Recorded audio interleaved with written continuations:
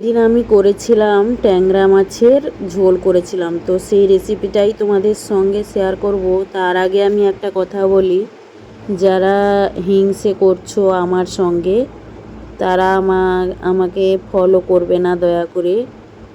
কেননা তোমরা 1 লাখ পরিবারকে ফলো করতে পারছো, 20-30 হাজার 50 হাজার পরিবারকে ফলো করতে পারছো, আর আমার তো 9 হাজারের পরিবার। আমার 9 হাজারের পরিবার দেখে অনেকে ফলো করছে না।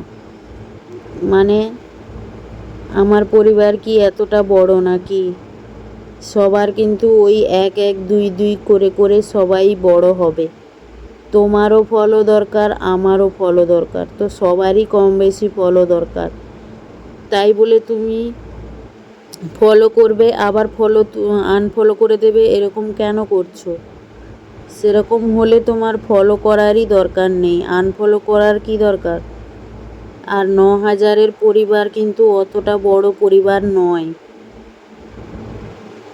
তো দেখো, কথা বলতে বলতে আমি মাছ টাছ সব ধুয়ে পরিষ্কার করে নিয়েছি। তারপর আর লবণ, হলুদ আর লঙ্কার গুঁড়ো আর সর্ষের তেল ভালো করে মাখিয়ে নিয়েছি। সর্ষের তেলটা মাখিয়ে নেবে, দিলে ফাটবে না, আর যদিও ফাটে একটু কম ফাটবে। তারপর দেখো, ওই তেলের মধ্যে আমি জিরে ফোড়ন দিয়ে আলুটা ভেজে নিচ্ছি। তো আলুটা ভালো করে লাল লাল করে ভেজে নেব। তারপর দেখো, পেঁয়াজ বাটা দিয়ে দিয়েছি। পেঁয়াজ বাটা দিয়ে একটু নাড়াচাড়া করে নিচ্ছি। তারপর আমি একটা পেস্ট বানিয়েছি, লঙ্কা আর জিরে আর ধনে আর হচ্ছে গিয়ে টমেটো, আদা, সব কিছু আমি পেস্ট করে নিয়েছি। আর এখানে দেখো, সব গুঁড়ো মশলা দিয়ে দিলাম, ধনে জিরে আর লঙ্কার গুঁড়ো একটু আর হলুদ গুঁড়ো একটু। যেহেতু আমি বাটাতে লঙ্কা দিয়েছি তাই একটু খালি গুঁড়ো লঙ্কা দিলাম কালারের জন্য, আর গোটা রসুন কিছুটা দিয়েছি।